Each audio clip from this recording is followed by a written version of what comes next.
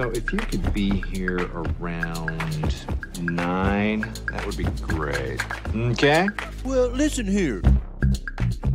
Hello, and welcome to 90 Day Fiance Okay. I'm Mr. O, and today, Miss H and I will be discussing episode 6 of season 6 of Happily Ever After. In this episode, Jovi tries to convince Yara to chill out a bit, Angela gets her surgery, Mike gets Natalie to sing a sing and dance her apology, Asueulu doesn't like role-playing, Julia already doesn't trust Brandon's friend she just found out about, everyone is confused about Andrei's role in the business, and Tiffany and Ronald are building competing nests. We'll be back again next week to cover episode 7. If you like what you hear, please subscribe and leave us a 5-star rating. Okay, thanks for listening, stay safe, and enjoy. Hello, Mr. O. Hello, Miss H. It's almost the end of May. Isn't that crazy? It is. I have graduations next week. You know, we're wrapping it up in May into June. It's the opposite of last year's March, April, May. Those seem to last for just 3 years instead of 3 months. Yes. Yeah. But you know what is just getting started is this HEA. So. Yes. For better or for worse, I suppose, huh? So I'm going to start with worse then. Let's start with, because you were texting me about how much you hated this guy last night. So yes. It's the morning after Mike and Natalie had a fight in the hotel room. And, you know, Mike is thinking Natalie is thinking that Mike owes her an apology because she didn't do anything wrong by accusing his friends of sending nudes. She says that she shouldn't have brought it up because it did happen a long time ago. And now she's driving out to Squim to work things out. One of the mysteries that got solved here, at least, is how Natalie was going to get home, because apparently she has her own truck and her own driver's license, so that wasn't an issue. And Mike did not leave her without a way back of all the things he did do. Anyway, when she gets there, Mike says that he left because he didn't like what she was saying at dinner, and is pissed that Natalie keeps bringing up old shit at the wrong time. Notable here is that, you know, what she did accuse him of did happen just like before she was in the picture. She asks him to apologize, and Mike says it's her that should apologize. She does, kind of, eventually, a long-winded type thing, but she says that she's always upset that she is the one that has to change to make peace. She does a forgiveness dance and wants credit for acknowledging that she was wrong. Mike tells her that somehow he'll find a way to accept her apology. He hopes that her words are true and she'll stop bringing up stuff from the past.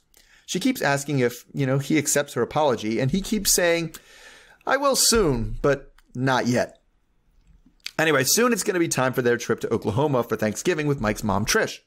That, of course, is going to be a rocky trip because Mom clearly doesn't trust Natalie, even to the point where she tried to stop the wedding. Mike says that Mom never told him not to marry Natalie, but just to be cautious, as moms do. Anyway, Mike calls Trish on a video call to check in and discusses the upcoming trip. We hear a little more about their relationship. He was an only child and is still very close to his mom, and she even calls him on his way to work at 4:10 every morning. Mike tells Natalie that he's worried about the trip, and Mike tells his mom that Natalie is worried about the trip to go see Big Bad Mama. But Trish just doesn't want any bad stuff. He asks what's going to be for dinner, and, you know, she says, especially if she's going to be making any tofurkey, because Natalie doesn't eat meat, only fish. Trish says, well, then if that's the case, she better be careful about the water moccasins that might bite her in the river as she goes to catch her fish for dinner, because she's not making any fish. So anyway, go back to the first part where Mike and the fighting and the boob picture and things and the non-apologies that didn't get accepted. What do you think Natalie has to do to get Mike to accept her apology? I don't know if she can do anything. I mean, they both were really stubborn. So, yeah. You know, I thought that it was nice of Natalie to kind of, you know, try to apologize first. And I think if she is going to be the one that's going to apologize, he should at least be gracious enough to freaking accept that apology, especially because she literally did a song and dance for him to accept her, you know, apology. So I just think it's absolutely ridiculous that she was the only one who had to apologize when he did incorrect stuff too. I mean, he abandoned her. That was not cool. But instead, he's so stubborn, like, you're the only one who did anything wrong. You know, you need to quit bringing up the past. And he's not right either. But if this is the issue, he needs to talk it out with her. He can't just abandon her. Sure. I mean, yeah, definitely.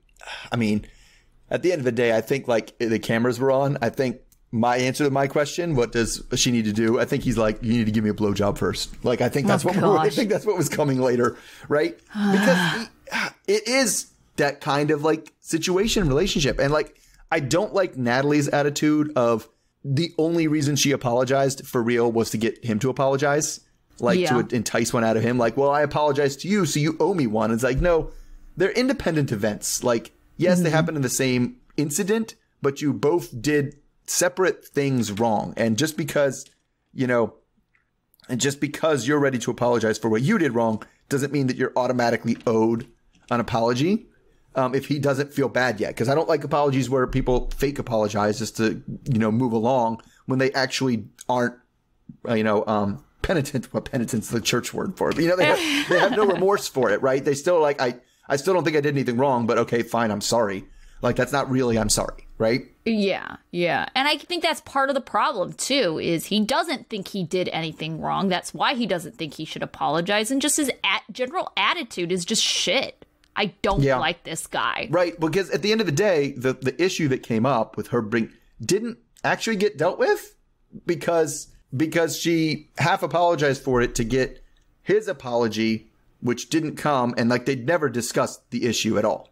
Like, It was just like, you shouldn't bring up bad stuff. I don't like it, and I'll consider this a test for the future to see if you'll do it or not again. Like, right? Like, what is that about?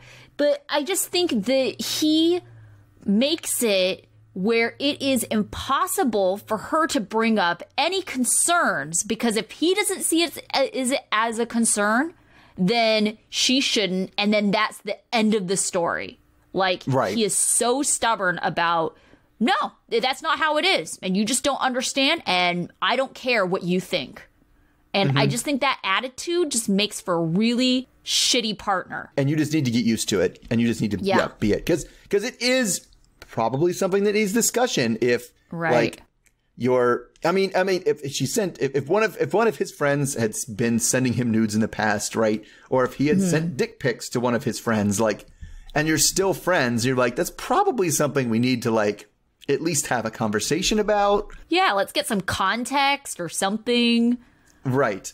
I mean, it's like the same with, like, hooking up with people. It's like, okay, that's you have a past. I understand that you have a past, but it's like, it can't just be like, well, I demand that before you hear about my past, you are okay with it, and you completely let it go. And it's like, well, I don't know, I can't make that promise because, and you're right, because I don't think it's a big deal. I've moved on, and it's like, well, not everybody else has had the chance to do that. Yeah.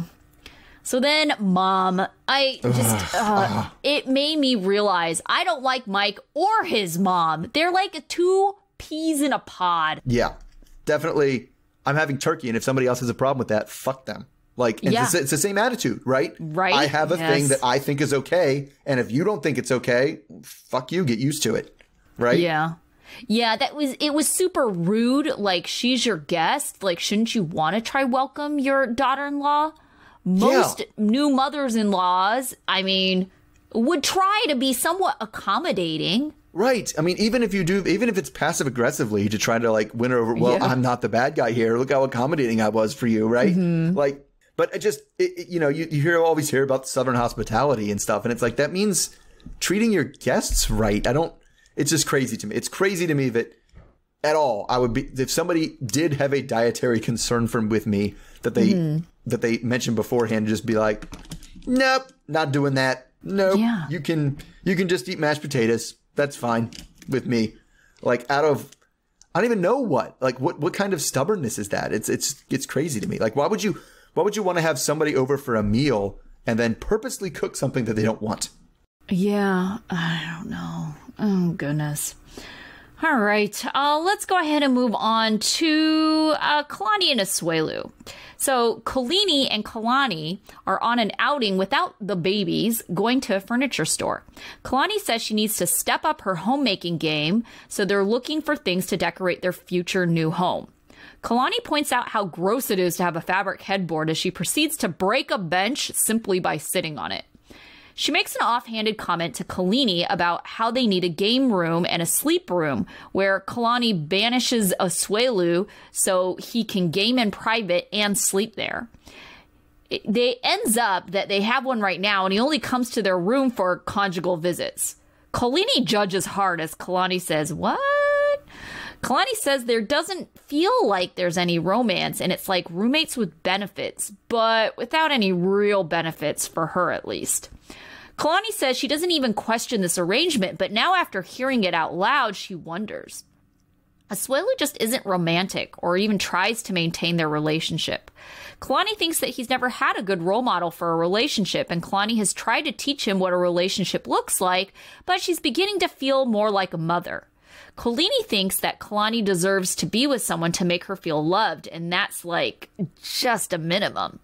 They both start crying thinking about the situation.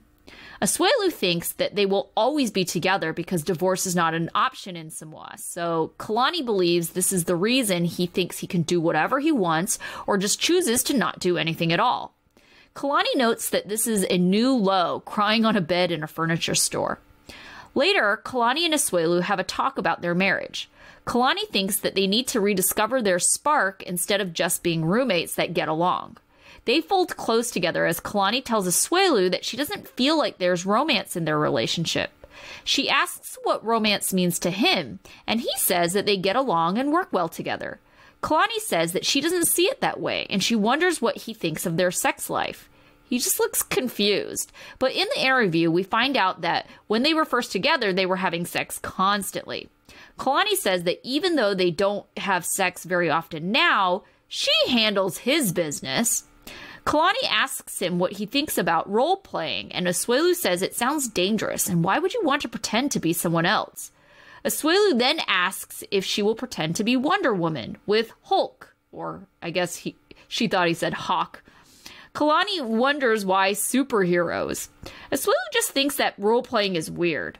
Asuelu's okay with role-playing if they were to role-play their younger selves, where he is the kayak boy looking to take her virginity. Kalani brings up sex toys, which she has to explain what she's talking about, and Asueulu says he will not put his ding-dong anywhere other than Kalani. Kalani says they just need to spice things up. Asueulu thinks it's weird, but if Kalani thinks it's a good idea, then he's willing to go to the sex store. Asueulu, trying to convince Kalani that he's romantic, brings up that he sometimes brings her pizza. And Kalani says, no, that's not romantic because her brother sometimes also brings her food. Asueulu is very annoyed. I know. Asueulu is very annoyed that she brings up her brother, and what does it have to do with anything? Kalani yells, that's not romance. Asueulu can't understand why she's talking about her brother, and he tells her that she's annoying as she starts to cry. She tells us that oftentimes they will have a lighthearted conversation and then the littlest thing will just set him off. So she avoids telling him her real feelings. Kalani says she's tired of crying, and Asueulu yells at her, saying that she is so annoying when she cries and there's really nothing to be crying about. He says that it's not fair because anytime he expresses his feelings, she cries. Kalani says, okay, there it is, the old Asueulu.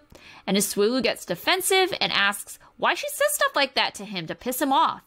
Asueulu says he didn't say anything to hurt her feelings, but Kalani says he doesn't think he did, but the conversation itself is what's upsetting. Asueulu is silent for a moment and says that he doesn't know how to fix it when Kalani can't fix it then. Kalani can't see them buying a house or continue a relationship if things are like this. All right. So, what is your definition of romantic? Oh, I mean, besides buying pizza, right? So we're going on top of buying pizza. Well, frozen pizza, does that count? Or does it have to be like... I assumed it was like Little Caesars, like hot and ready, like $5 pizza is what I was assuming it was.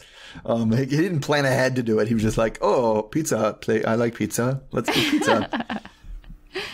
No, I mean, and he's not wrong in that it is like the thought, right, that counts. But like, it's also it's the thought in a lot of different areas, right? There has to be, I don't know, romance is tricky because it has to be something that is explicitly for you with your feelings in my mind. And like something that, there has to be this element of sacrifice. He got pizza because he wanted pizza too. Like, come on, right?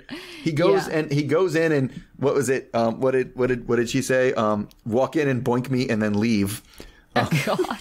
Right? You can't just walk in and he does that because he's horny. Like, it's not. You know what I'm saying? Yeah. There has to be something where it's like there has to be an element to it where it's like something special that you're doing for the other person and clearly for the other person. That has to make it romance. I think maybe even adding in an element of, maybe not something that is like taking care of the other person, because I think that's what she was trying to say with the whole food thing. Right. Asueulu equates romance to taking care of, but we would not say we have romantic feelings about like our children, right? But you feed them and you care for them. So I think what the problem with them though is that their relationship is struggling at every single level.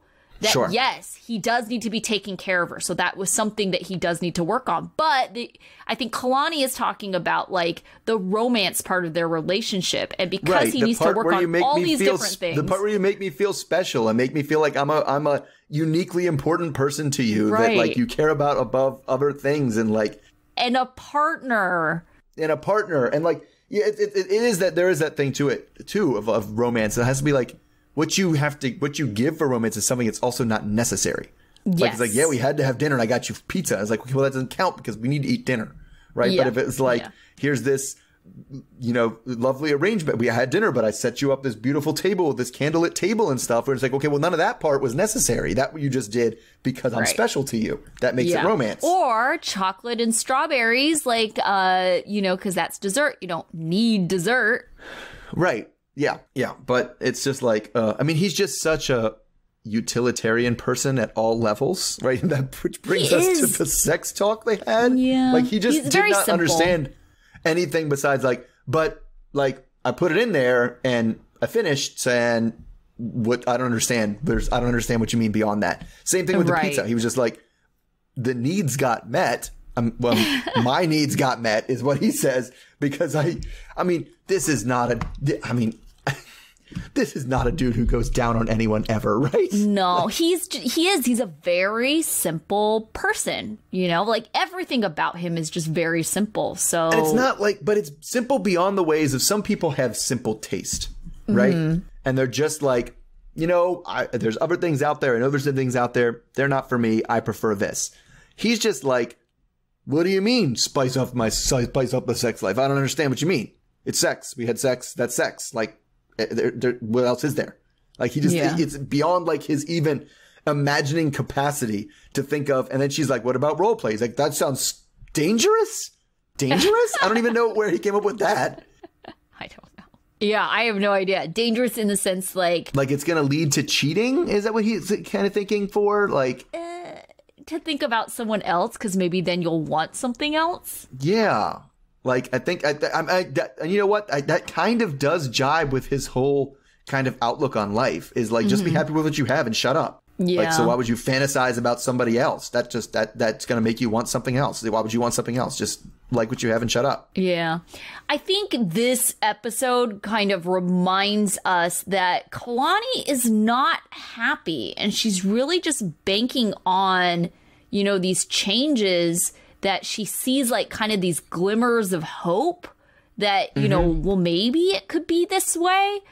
But, making these major decisions is just like bad. He has a fundamental misunderstanding of what she's even talking about, right? And he's that's okay true. At when he puts in the effort of doing the window dressing of it. But like at the core, he doesn't understand Like, he doesn't understand why she's crying. Like, no, he doesn't. He doesn't. Not at all. Which is, so sad for her. But yeah, at the same time, like, you can't. It's difficult for me to feel that bad for people who are choosing the situation. At this point, yes. At this point, like, pretty much everybody around her will be. Well, apparently, we'll see in the preview, not her dad. The last season, she was like, I don't see us being married anymore. She said it several times. But I think she brings up a good point. He doesn't think, no matter how bad it gets, that she'll actually divorce him. Yeah. But honestly, the impression I've kind of got, even from his mom, is that, even if they don't divorce, they'll like stay married, but pretty much not act like they're married. Well, right. He would like, because his mom was like it. His mom, he was like, I can't give you money, Mom, because I'm taking care of my family. Mom was like, then divorce her. Like, get rid of her. Like, it's not like his mom. Yeah. Like, she did that last season, but I think she kind of meant that same thing. Like, it's not an actual divorce. It's a move back to Samoa and, like, whatever. Yeah, then sure. You can't, like, officially get divorced, but you're de facto divorced. Right. All right. Speaking of divorce, let's move to Tiffany and Ronald. Oh, goodness. So at her new apartment, Tiffany and Daniel are trying to furnish things, starting with building a bed frame. Daniel says that the whole thing would be easier if Ronald, who is way stronger than both of them, was there. Anyway, after they get the whole thing together, Daniel wants to call Ronald to brag about his accomplishments. He does, and he also gives him a grand tour of the place, including Carly's crib and Daniel's untidy room. After that, Tiffany takes over the phone call. Ronald makes some passive-aggressive comments about her buying furniture, and a fight quickly ensues. He thinks that she canceled the tickets to free up money to spend all on herself and her new furniture. She says that she's putting her foot down. The next trip to South Africa needs to be funded by Ronald. He gets mad because this feels a bit like extortion to him. They fight and cry, and eventually Ronald says he's making sacrifices too. He got a new place, and he's trying to make ends meet, and he also got a new job, a temporary one at least, at the motorcycle shop. She wants to feel proud of him, but she thinks it's a pretty damn low bar to, be kind of pressed over yourself for getting a job in your 30s. And, she shouldn't need to throw a parade for that, being the bare minimum that he should be doing. So Ronald mentioned he's trying to make ends meet. He got his new apartment. He got a job. And he mentioned all those things as sacrifices that he's making. Do any of those things count as sacrifices for you? No, because they're for him. Like, what is weird to me, it seems like they're both kind of trying to do the same thing, right? It seems like they're both trying to build a life where they're respectively at for the family. At least that's what they keep on saying. Because as we kind of see in the preview, I think the reason why Ronald is doing all of this is because he's trying to get them all to move over there. And Tiffany is like setting up her apartment for hopefully, fingers crossed, when Ronald's visa comes through so he can come over there. So I think what the bigger issue is that, they're both trying to set up their life, assuming that the other half is going to move to where they are now, which is fine for Tiffany because she has the kids, so she really is supporting two other people. Ronald, at the end of the day, that shit's just for him. Right. I mean, I see what he's doing, but it's for him because it's for him to use as like a lure to get them to South Africa. Right. Right. That's what he's doing. It's like, and it is a very fundamental break of like what they're doing with their lives. That you're right. They're right. They're both like building. They're both nesting. They're both building, getting their a place and their lives together so that the whole family can live there. And it's like, neither of them make that much money. You can't afford to set up two different lives. You have to be working towards the same one. Yeah, that's true. And I mean, I don't know. Their situation is difficult because they are in this weird limbo. They can't really do anything until they hear back from this visa. And Tiffany just doesn't want to move to South Africa. And that's part of the reason why they're waiting for the results of, if this visa is going to go through or not. And then if it doesn't, like Ronald keeps on insisting it's not going to, what are they going to do then? And I think Tiffany is just almost in denial. Like she doesn't want to think about that right now. She doesn't want to think about what are the possible solutions if he gets denied. And I think the reason why she doesn't want to think about that is because she doesn't want to go back to South Africa. Yeah, so I that's where I kind of think she is. I think she's at the point where she thinks she does have a possible solution. If he gets denied, they're going to get divorced. Like, yeah. I don't think he realizes in her mind how much moving the entire family to South Africa is pretty much off the table. And it's like, this is your one shot guy. Because I get the impression he's rooting for the visa to get denied. He would rather have an absolute reason that we cannot move in America and you have to come to South Africa. Yeah. Yeah. He does not seem like he has an interest to want to move to America, which doesn't make sense to me because he can barely make a living there. Yeah.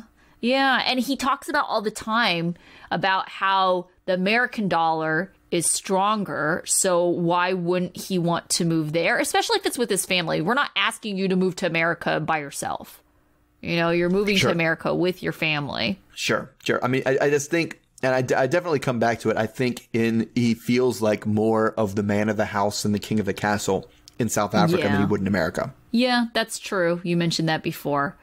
Okay. And I would like to say, just as a quick note, you do not need strength to build furniture. Not like that, right? And I wouldn't even say build it. Assemble furniture. Strength is not necessary. No, I tell you what, the thing you need strength for the most is getting it out of the box. I just cut the box completely open. Yeah, I don't do that because I'm strong. So I really just yank on it and pull it all out. Yeah, me. I open it so it's almost like like a donut box. You just open it on the one side. Mm-hmm. Yeah. Sure. Yep. Nope. I just lug everything around. Yeah, so you don't need strength. It is nice being, because I can sit on the ground and like use my upper body strength to just like pick one up from over my left, and like I just have them all spread around. I don't have to get up to move them because I can just reach back with one arm and like pick up the whole piece and bring it over here. Yeah. It is nice. Being strong is way better than being weak. I won't fake on that. Hey, I'm just saying, I managed to get by.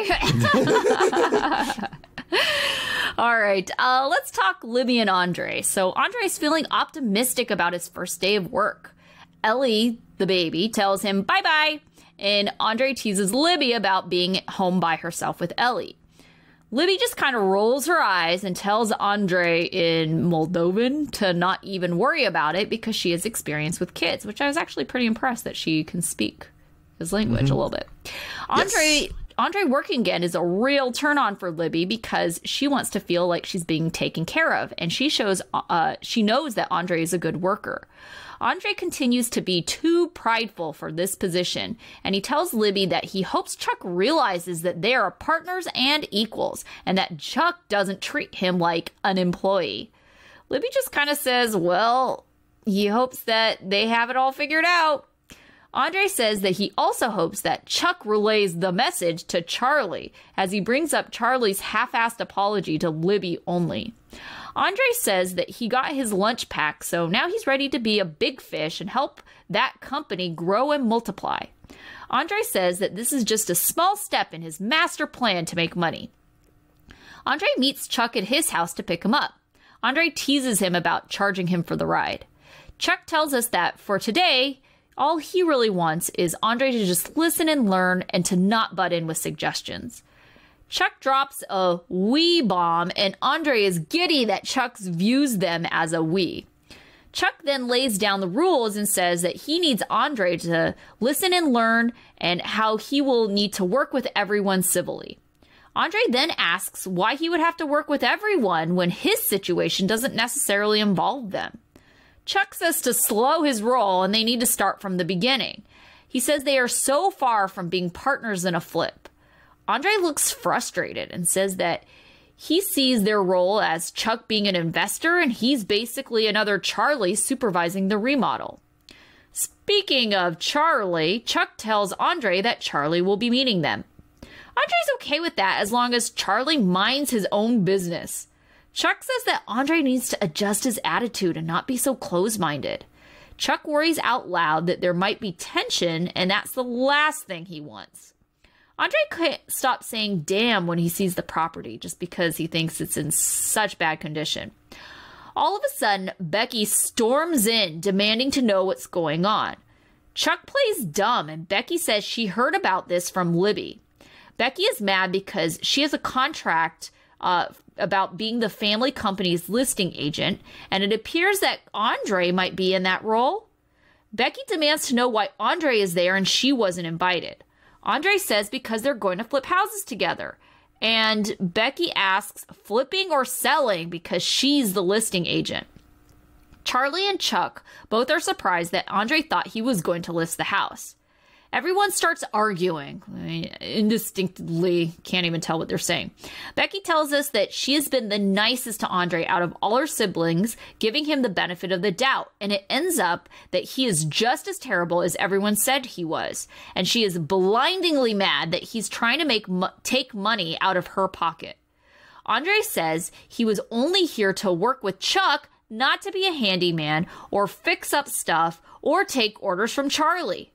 Charlie says that this is his property, so what's the point of him being there then? Charlie thinks that he needs to start at the bottom and do the grunt work to contribute. They all break out arguing again, and Chuck attempts to intervene very unsuccessfully, and then he gets frustrated and starts to walk off, but then comes back to say that this is what he was afraid of. Chuck admits that this mess is mostly his fault because he did forget to invite Becky, but it was never his intention to give Andrei the listing. Chuck says that he would be paying Andrei out of his profits, not out of Charlie or Becky's share. Charlie wonders if Chuck even explained how the family business works because Charlie equally invests with Chuck, and he is the project manager and oversees the construction. Becky threatens major problems if Chuck gives the listing to Andrei, even though Chuck says that they are getting ahead of themselves by thinking about it. All right, so I think it's pretty clear here that Chuck, through somehow lack of communication, is really kind of I don't know, he could have avoided a lot of this drama that happened. Sure. Maybe not completely because, let's be real here, Charlie and Andrei still have beef. But right. What kinds of things do you think Chuck could have done to avoided this whole situation, this whole blow up? I feel like it would have been better. He needed to make more clear specifically to Charlie and Becky, like what Andrei's role was going to be when he brought him in, right? Because, and I say Andrei should have been more clear as well, but Andrei didn't listen to anything he said. Yes, that's Chuck true. Chuck was like, I will bring you in to help out at the property. He's like, so I full partner. And you're like, you're going to have to be working under Charlie. He's like, so I work by myself. And you're like, I'm not saying those things. And you're like talking about this. Like he would just like, he wasn't listening to anything Chuck was saying, right? No, that's He said we, meaning like the company. And he was like, I'm so glad you think we partner. And I'm like, that's no. And he's like, oh, we're a we now. It's just like, oh my gosh, Andrei, you're only listening to the things you want to hear. Yes, and it's like because Andrei had said that, and we haven't heard everything that he said. But he said Chuck told me this was my job, A to Z, and it was like never at any point did he say that. Right, I'm pretty sure he said we'll walk you through things A to Z, not that this is your responsibility and you get full say. You're shadowing A to Z. That said, both of like the way Becky handles it, right, is awful. Just awful. Like, because she could have been like, it would have been like a text. Hey, Dad, are you letting Andrei list that house? And he would have texted back, no, it's going to be your listing. End of conversation. Like, right? Like, that's not a thing. And like the point where Becky was like, he definitely was on board giving Becky this listing, which is a whole weird thing. What was the point of if Becky's taking all the listings and any listing that Becky doesn't get, stay out of the West Side. You don't get, right? Andrei doesn't get, what's the point of him getting his real estate license if any listing he gets, Becky is like, you're taking money out of my pocket? Like, why was he even doing that? Okay, I question their family business, like how established it is to begin with. Because Becky just got her license with Andrei. So, I mean, it's not like they've been she doing had it this. Before. She had it before and she like helped him through because she knew how to do it. Okay. Yeah. All right, that makes a little bit more sense. But even Charlie saying he equally invests in all of this, it's like, since when does Charlie have money? Yeah, I'm really questioning Charlie's 50-50 investing. And it doesn't seem so much like a company as much as it seems like single proprietorships that are working together. You know what I'm saying? Like, who's the rest of his company? Who's the HR department? Like, what's going on here? Right? Chuck, and he's pretty bad at this HR business. Like, look at him trying to intervene. It's like, that was like the weakest. Yeah, does Chuck do all this work and pick out the house and flip the house and then just hand 3% of it to Becky for putting it on MLS as a listing agent? Like, is this what happens in this company? And then she's bitching about it? And then him and Charlie, like, you know, they get the rest of the profits. Yeah. And I don't know. Charlie was also like, I get sick of Charlie. If he's actually putting 50% of the money into the house, if he actually paid 50% of that house, and then Andre thinks he's going to come in and do it, yeah, I'm totally on board with, nah, this is my house. But I don't know how much when he says a 50-50, I have known a lot of people that say, oh yeah, we bought it 50-50. He put in the money and I did the work. That's 50-50. Like, you know, like. Yeah, I could see that too. But I thought it was nice of Chuck to be like, oh, you know, for the family, you know, you still get your same share of the money. I will pay out Andre. But that was the thing we wondered from the beginning. Like, how Andre he's always been, his whole plan was to take money out of their pockets. And there's no other way around that plan. He either was going to have Chuck invest to be his competitor, or he was going to be doing this and getting the properties that Chuck was otherwise buying and giving to Charlie. Exactly. Like, there's no way around that. And it seems also, and I mean, it is, I kind of would, I wish Chuck was a little bit richer, that he could, I'd love to see Andre just try to flip a house. Be like, here's the money. Go ahead. You run this crew. Go for it, Chuck. Go for it, Andre. Go for it. Yeah, I want to see you do it. He doesn't have any experience in it. It just None doesn't make at any all. sense to That's me. what's mind-boggling. Why would you think you would come in at partner when you literally have never done this before or worked on one at all? So bizarre. Yeah. So I get that they're mad that he's entitled about it, but it's just like their way of handling it. Like, and coming back to Becky at the very end when she was like, if I don't get this listing, there's going to be trouble. And me as a dad, my instinct is like, you were going to get the listing, but now you're not. Andre, do you want to listen? Yeah, I know. Seriously, right? Oh, right. So now moving on, let's go to, am I only left with Angela and Michael? I am. Oh, no, you have Jovi and Yara. No, I have Jovi. I'm going to do Angela and Michael first. I do have Jovi and Yara. Yeah. So Angela finally gets to this office for the surgery that she's been like on her way for like 2 episodes. God. And apparently they were as ready for this to be over as we are, since they just sent her right into pre-op. The doctor stresses how important it is that after the surgery, she follows the protocols. And she says how she mostly followed protocols before the surgery. Dr. Obang, who is doing the breast reduction, asks if she talked to Michael about it and offers to speak with Michael over the phone. Dr. Obang knows from experience that many African people see surgery as an option only for life and death situations. They don't really talk about that. Instead, they talk more about how her boobs are going to look after the surgery is over and how hot they'll be. The word perky comes up a whole lot of times. Anyway, Dr. Obang is doing his whole marker before the surgery thing, and he tells us the riskiest part of the surgery, besides, possibly having to remove her tattoo, is deep vein thrombosis. Angela's a little embarrassed that she's mostly thinking about how skinny she's going to be after the surgery, making it clear that I'm not sure she knows how the surgery is going to work. I know. It's like, this isn't liposuction. You're not going to like walk out like 50 pounds lighter or something. Well, I mean, it's at least, 2 pounds lighter. Yeah. Anyway, now she's on the table, and she's telling us how she wishes she could have talked to her grandkids before she starts being, surprise, surprise, just an overall terrible patient. She bitches about the IV. She doesn't want to keep the oxygen mask the whole time. And she just is complaining and yelling the whole time until she falls asleep. They then show us way more of the surgery than I thought they would in the operating room. After 45 minutes of moving livers and sleeving stomachs, that part of the surgery is over. So Jojo calls Michael to pass on the update. Everyone is really nervous, and Jojo breaks down crying during the interview. 3 hours later, Dr. Obang is finishing up the part where they're doing her boobs and everything's blurred out. He took off 2 pounds of tissue, 1 pound from each boob, and the goal is to leave them big and perky. Then they bring on the dramatic music while they start to wake her up from the anesthesia. So I really am lost on the scale of these things. How much does a boob usually weigh? Well, he was saying she had 10 pounds. Remember when he was medically... 5 pounds each. No, Right. I thought he was saying 10 No, per. I thought he said each one weighed 5 pounds, so it was 10 pounds altogether. Oh, okay. That makes more sense.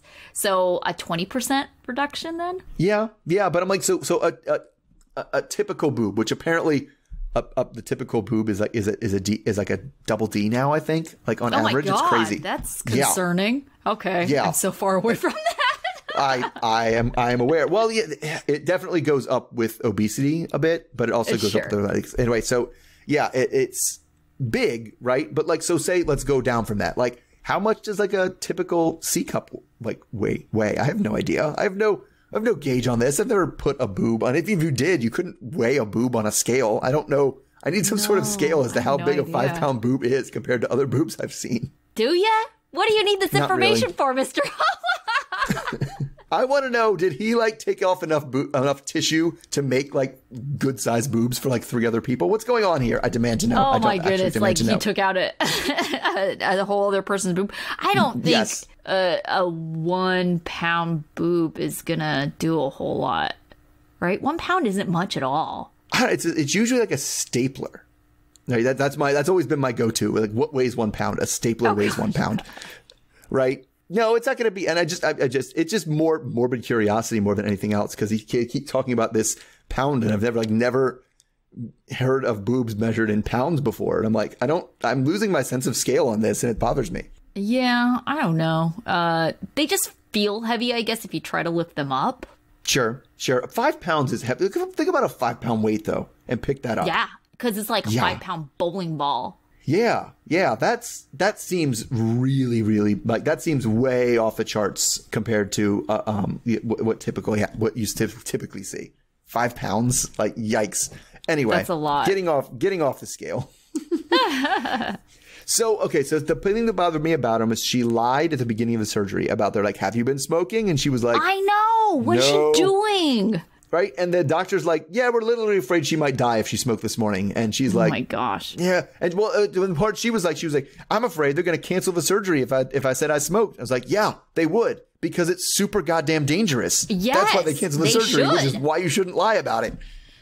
But she's just being crazy too. When she ripped off her mask and was like, I can't breathe. And Dr. Obeng is like, it's literally oxygen. Like, yeah.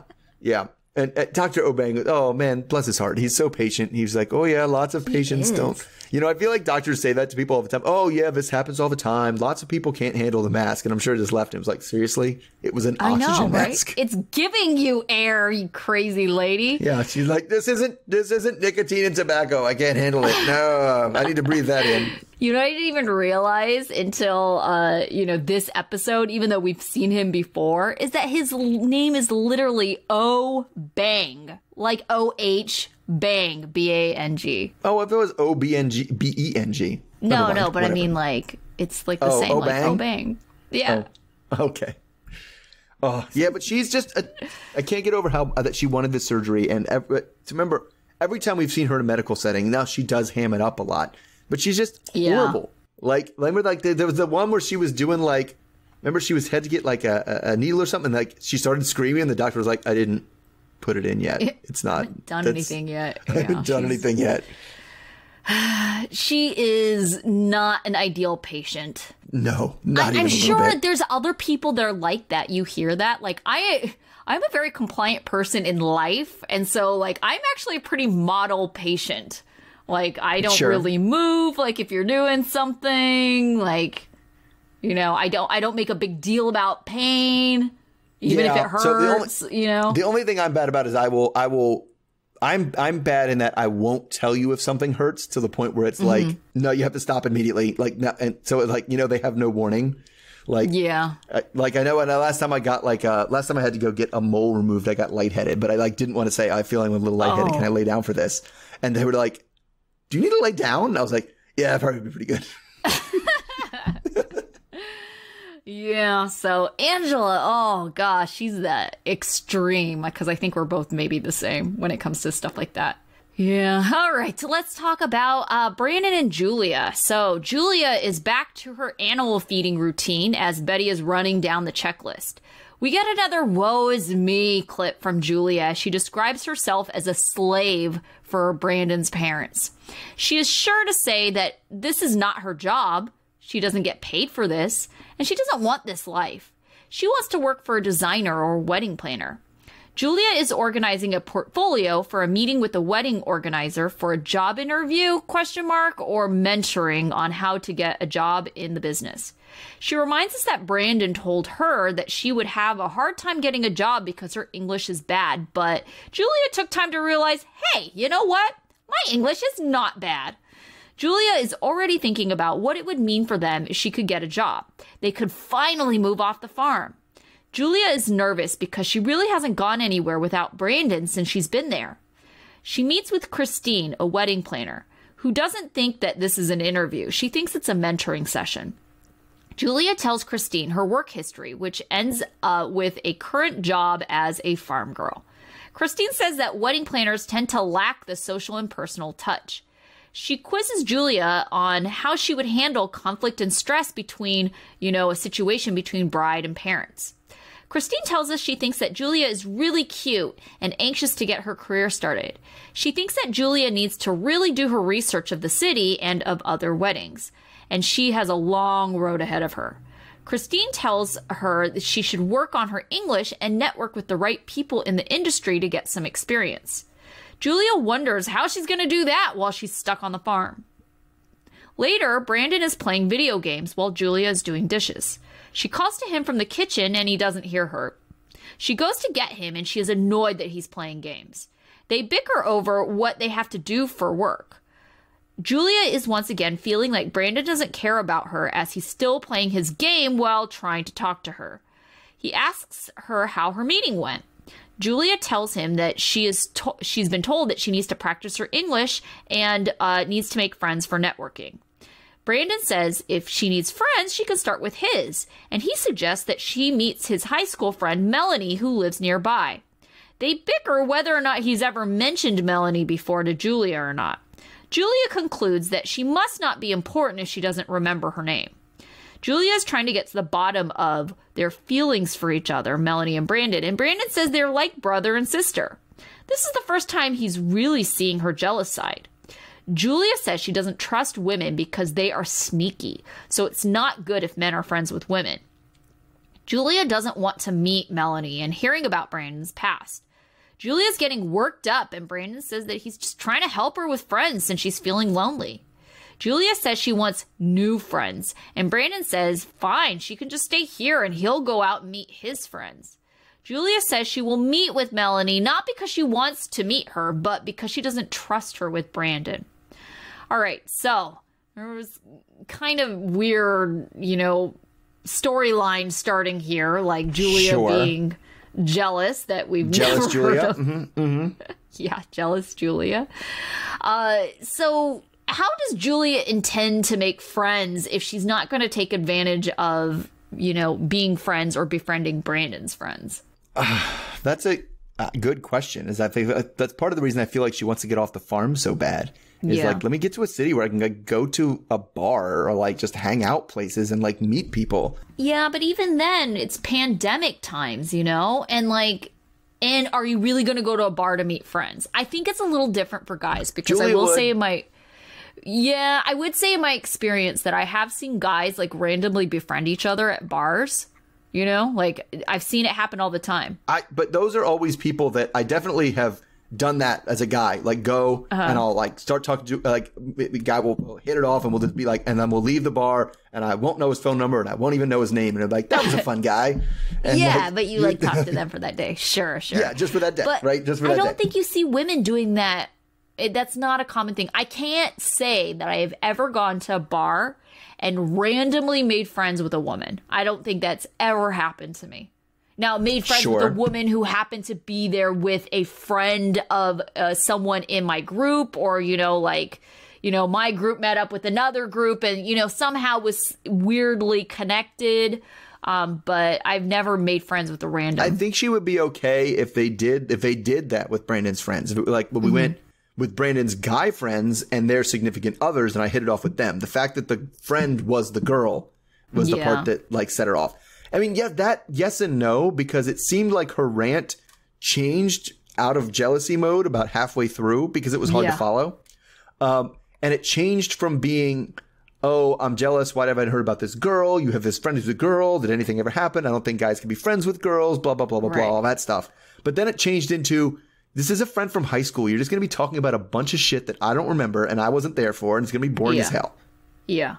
But I don't trust her, so I'm going to go. Yeah, which would also be, you know, a problem with his guy friends. But I guess if the guy friends had significant others, she could go be involved in the conversation with them where they're not talking about, you know, Mr. Rupert's third period class. Right, but I don't think she would care about going if it was a bunch of dudes. She would be like, "Oh, you go hang out with your friends." I'm saying it would need to be like a couples thing. Yeah. Like so, but I don't know. They're kind of young. I don't know. I doubt that a ton of Brandon's friends are married, or even like, you know, looking for people. But the other way she could get friends is someplace people actually do make friends a lot is as a job, which she can't get. Yeah. You know, actually another place to meet friends. I know people go on there for various intentions, but like meetup.com, you know, I have friends that have gone on there to meet up with like legitimately just trying to meet other people. And then I have some other people that are trying to meet other people to like date. Right. So, you know, hoping that. Yeah, I've totally done some of the meetup stuff myself. And you definitely get a good mix of both. Yes. That is like flirt with everybody who's here. You're like, oh, who's single? Oh, let me talk to this person. Right. Yes. Yeah. But I mean, it's not all like that. Sometimes you get couples and things like that. It's not. There's a lot of couples there. And there's a lot of I end up doing a lot of like I talked about with the bar thing, having that person that I just talk to the whole time I'm there. And then are like, all right, peace. Like it's because sometimes you just want to talk to people, but like again, you haven't met your future best friend that way. Haven't met my future best friend that way. But yeah, because I was really confused about. I mentioned the job thing because I was very confused about that not interview she didn't have. Yeah, because at first she said it was an interview, but then she was talking about what she was going to do while she was meeting. And so I was like, that doesn't sound like an interview. That sounds like a mentoring session. And then when Christine was talking about it, she very clearly was like, oh, well, I'm just here to help her figure out what she needs to do. And also she doesn't have a green card yet. So it's like she can't get a job. So how is that even realistic as an interview? That's fair. So it was like, and her advice was mad because I get it, because part of me was like, you're telling her to do a bunch of stuff that it's like, you know, how would I be able to do any of that stuff? Maybe working here would allow me to do some of those things. Like, I don't know how you would do any of the things she had mentioned. Like, she's like, oh, you just need to be around Richmond and be around the wedding scene. Is she just supposed to crash weddings? Like, if she's working underneath.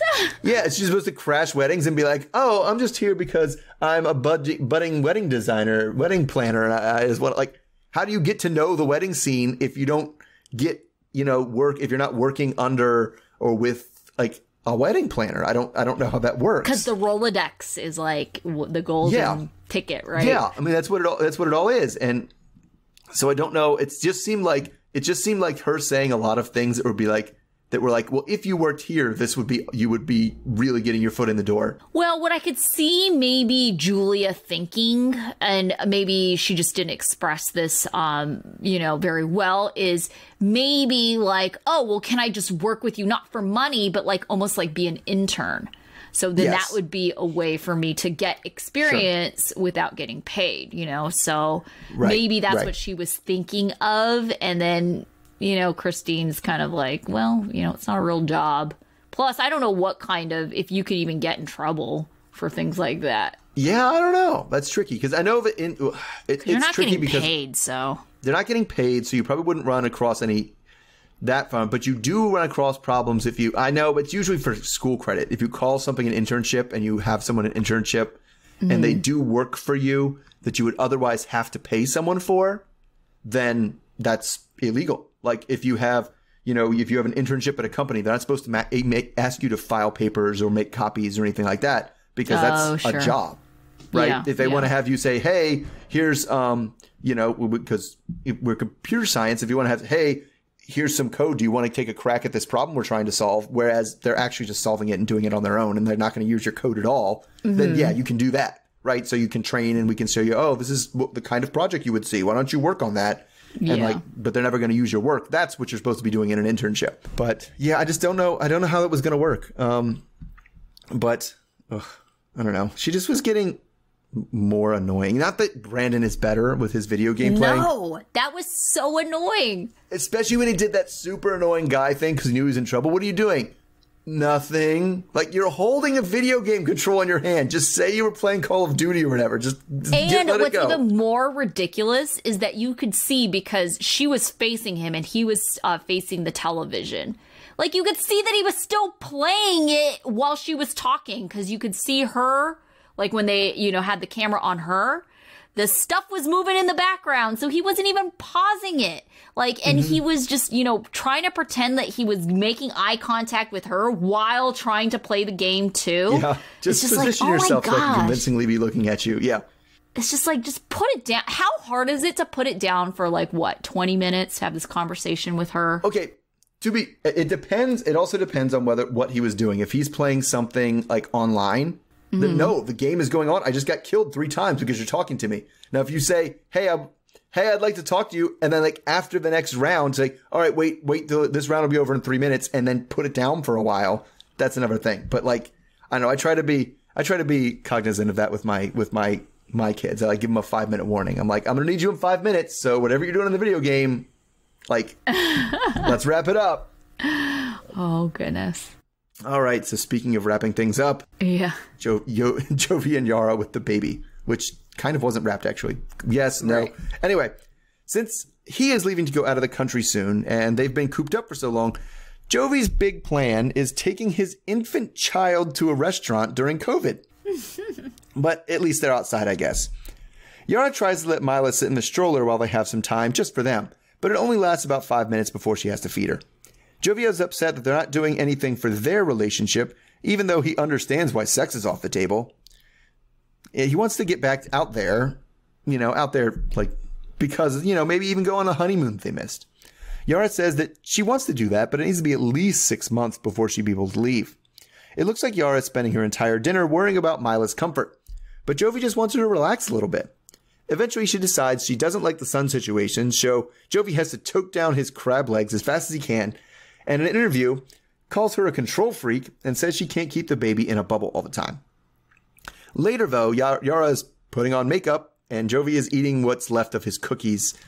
As she tries to clean the apartment with one hand, the baby being the other hand, Jovi takes the kid from a reluctant Yara. She tells him how to hold the baby, and Jovi is starting to get frustrated that Yara isn't giving him the space to parent his own way. He worries that this will impact their marriage if he can't figure out things his way. He says that his parents got divorced when he was young, and he doesn't want the same thing for Mylah. He even starts to push back against Yara, telling her that she needs to give him some space to figure things out and not worry about Mylah 24/7. That if she does, she's going to burn herself out, and he'll never figure out how he's going to do his part. All right, so they kind of had this, discussion over the baby and stuff. And who are you on? You got Team Yara or Team Jovi on that one? So I personally, and I will preface this by saying that I am not a mother. I, have not experienced this, but it personally, also, I'm like Team Jovi, because it makes me so anxious when I see other like moms, especially new moms, be like Yara, where they are fussing over the baby, over every little thing, and like trying to control every little detail. Once again, not a mother. I have never experienced that kind of like worry and anxiety over something, but I can say that it kind of takes a lot, to really like mess up a child, in this kind of situation. Like, it's like, okay, so the kid's a little too hot or a little too cold, things like that. It's not going to kill the kid. And quite honestly, there were other things where it's just like she worried so much about other things that it was just like, just based on how they were dressed, why is this poor kid wearing a hat and socks? Like, to me, it's kind of like, you're fussing about this one thing and like ignoring other things, and you're just being a control freak, and it just makes me anxious the way that you're just like, okay, I just need to hold her and just like have her constantly there. It's like, what do you think is going to happen to her in the stroller? She's fine. Yeah, she's fine. She's fine. I mean, so you're not a mother, but I am a father, right? Yes. And so I definitely get Jovi's frustration. And so I was team Jovi, because it was like, you can't, no, you're holding her wrong. Like, me figure that out. One time she almost slid out of you. She didn't slide out of my arms. Like, she started crying. So I'll figure that out. Like, you have like, it goes back to last episode where he was trying to change or whatever. And she's like, no, let me do it. Yeah. And he's like, no, because if you're the only one who does it, then you're the only one who can do it. And you're going to do it for the next 5 years. Right. You have to let somebody else have the space. Right. And she just won't do the thing. I mean, it's a little bit easier because it's hard when you see somebody doing something wrong. You just want to, no, and you just want to be like, no, you're not. It's, it's similar to I had a student that was working on they were screen sharing with me today, and they were working on something, and I was like, you need to stop screen sharing, because if I watch you do it, I'm gonna want to correct like everything you do wrong as soon as you do it wrong, and that's not gonna be good. You have to figure it out and like work through it, and they go, oh man, that didn't work. I got to go back and change this, right, and not have me say it all the time. And it's the same thing. Like, so she really needs to be like, here's the baby. I'm leaving the room. And she's at the point where I don't think she can leave the room. Oh, no, she can't. And she also seems to think that somehow just by carrying a baby, it somehow makes you a parenting expert. I know how the baby feels. I know that, that this is what she needs. It's like, I don't think that that's true.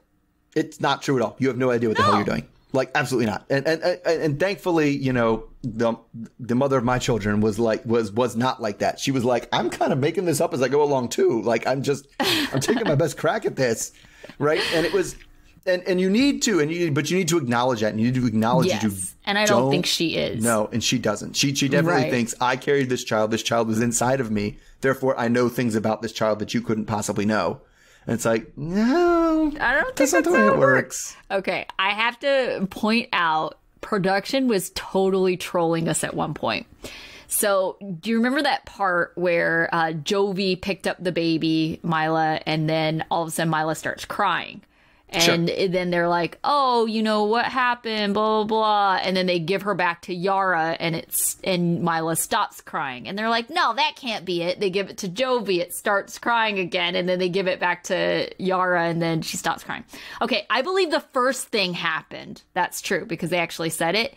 But then the last thing, when they handed Mylah off to Yara, the baby was still crying. They just muted it out because you could see that her mouth was open. Because they were trying to make it seem like, the baby doesn't cry when she's with Yara, only with Jovi. I do think switching the baby back and forth did make her cry when she was with Jovi, right? And so Jovi's like, why is she crying now? And then hands her back to Yara, but then she was still crying, so. Yeah, I mean, he's 100% right, and he's just got to figure it out. And that crying thing happens both ways. Yeah. Like, and they caught it happening that way, but it happens all the time. Like, both ways. It's not like always the mother makes the baby not cry. That's not at all. Because it's something like baby's crying, and like maybe somebody else should try to hold it. Like that's it. It takes a lot of people. And put it down. Like, she doesn't have to hold the baby all the time. The number of times, like, oh my God, that's exhausting for you. That bothers me as a person. It's exhausting for you. The baby was not crying. Why did you pick it up? Right. Like, why did you pick it up? The baby's just going to get bigger, so you can't always do that. Yeah. I do remember my aunt when my cousin was really young. She was like, I have like this weird, like, I don't know, it's something that's wrong with my thing in my arm. And they were like, that's a muscle. You're picking up a baby all the time. Like, oh my gosh. I got the same thing when I was in high school. It wasn't even mine, but someone else had, those rice sack babies or whatever. Oh, sure, yeah. And I was on the track team, and I had to hold the baby, I think, because I was like injured or something like that. So I wasn't even supposed to be running. So she asked me to hold her rice sack baby. So I think I was holding this thing for like over an hour, and my arm was all like, stuck in this like bent position, and it was all sore. Yeah. It's like, stupid rice baby. Yeah, I did that with weights, but yeah, not a rice baby, but okay. Yeah, a bag of rice. Yeah. Okay, so this is the first time I heard Jovi say that his parents are divorced. They always seemed like they were married. Yeah, or, I mean, or are we sure that that's his biological father? Or is it somebody that, or is Monty just somebody that raised him and he considers him his dad, but that's not his biological dad? I wonder. That makes more sense. Yeah. Okay. Sure. Yeah, definitely. All right. I think that was it.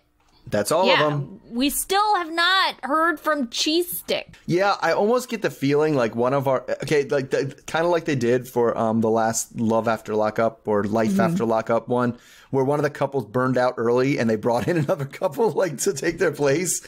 I almost feel like we might be heading down that road. Oh, like somebody might not be on the show the whole time. Oh, I mean, my money's on. If I'm looking for who's burning out early, it's either Tiffany, Ronald, or Mike and Natalie could burn out early. I could see that. Possibly Kalani and Asueulu, if she just finally pulls the trigger on it. Yeah, I was going to say Michael and Angela in a way, but, I don't know. Because what do you really have after the surgery? I mean, well, the thing about this one is it's he's not there. It's a bad story because it's like my weight loss journey now. It's like it's not even like about. But at the same time, they care about that. They think Angela's a moneymaker, so or an audience grabber. I don't know. Yeah, I guess. I don't know. I guess maybe Tiffany and Ronald, because they're not, if they find out some bad news. They're also not together. Yeah, who knows? Yeah. All right. So, how about your student of the week? I went with Jovi again. Because it was slim pickings. Who knew? He was making good points. He was right. Like for basically everything. I mean, the way he goes about it sometimes isn't as tactful as it could be, but his points were right. I have to say that maybe it's sober Jovi speaking, but he's actually a pretty reasonable person.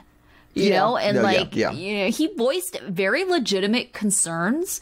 And I think that it made him look even better that Yara was pretty dismissive with things that he brought up.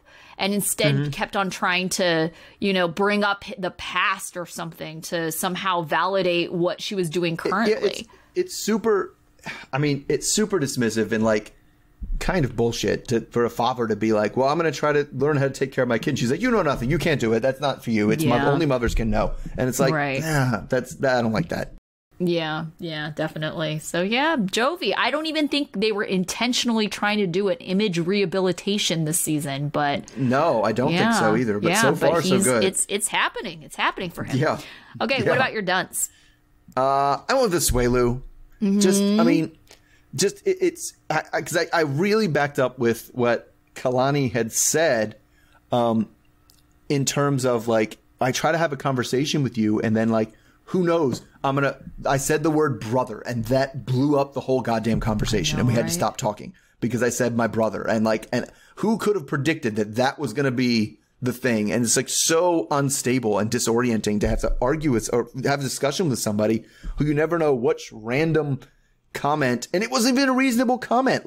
He completely missed the point of what she was saying, and clearly he doesn't like her brother for whatever reason. I don't know. Family, because I think he doesn't like anytime she brings up her family. Yeah, so it's. I mean, it just that doesn't work. He's just he doesn't. Yeah, and we talked about how dense he is. So I went with this way.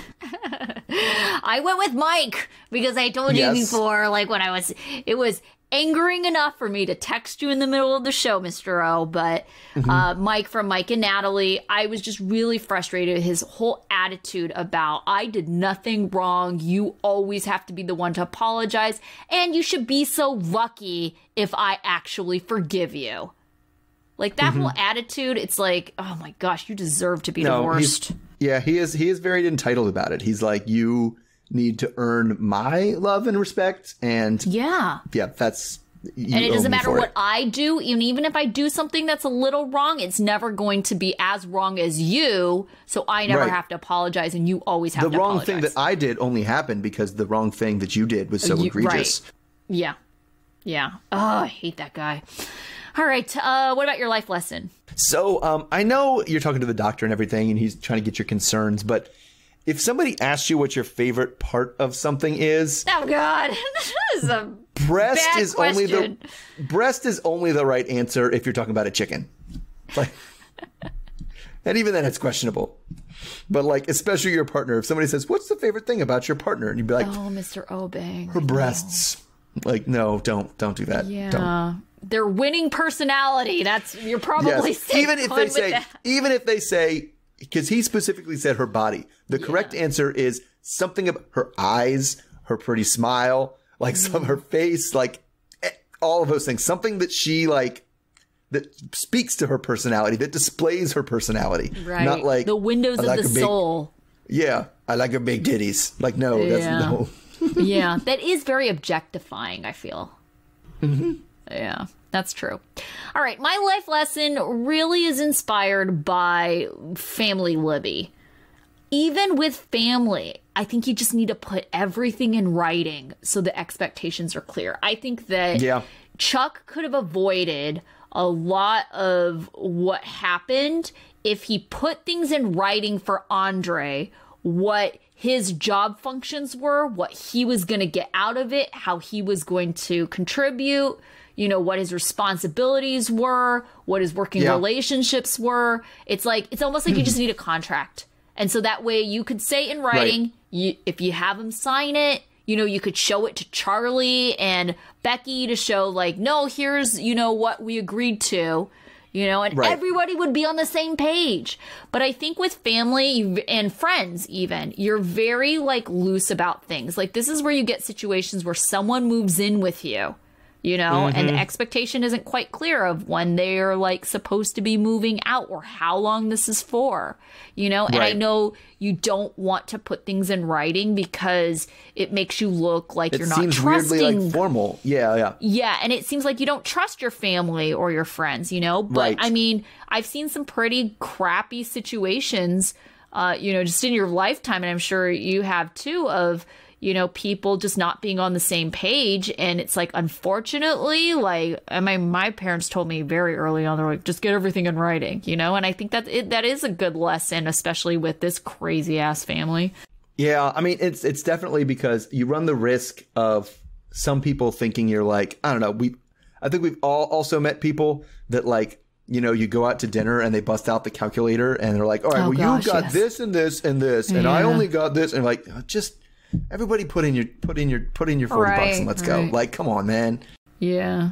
But, you know, because those are the things you don't want to. But in terms of this, when it's like literally your livelihood and it's already caused multiple fights about how this is going to go down, then yes, it needs to be explicitly clear to everybody what the expectations are. Yeah. They actually need a contract for Andre. Yeah, totally. Yeah. All right, so that about wraps up our HEA for this week, and so we will be back next week. Anything else that I'm missing? I don't think so. We're putting because our classics are on hold until next month. Well, not next month. Next month we're doing Love After Lockup's coming back. So. Oh yeah! Did you also hear they're doing a couple more spin-offs on Discovery Plus? What? Which I did not hear those. Oh gosh, I can't remember, but they're coming out with 2 new spin-offs, and it's almost to the point where I feel that maybe we should cover it, but then at the same time, it's just too much. It's getting I don't know how anyone covers all of the spin-offs and all of the new content that comes out, unless this is what they do for their real job. Unless this is their job. Yeah, exactly. Yeah, unless this is their job. I just don't see how. It's just to even watch all that stuff is like just a part-time job. Yeah, it is for real. Yeah. So we will be back with just HEA. Yes. And we'll see you all next week. All right. Okay. Bye. Bye.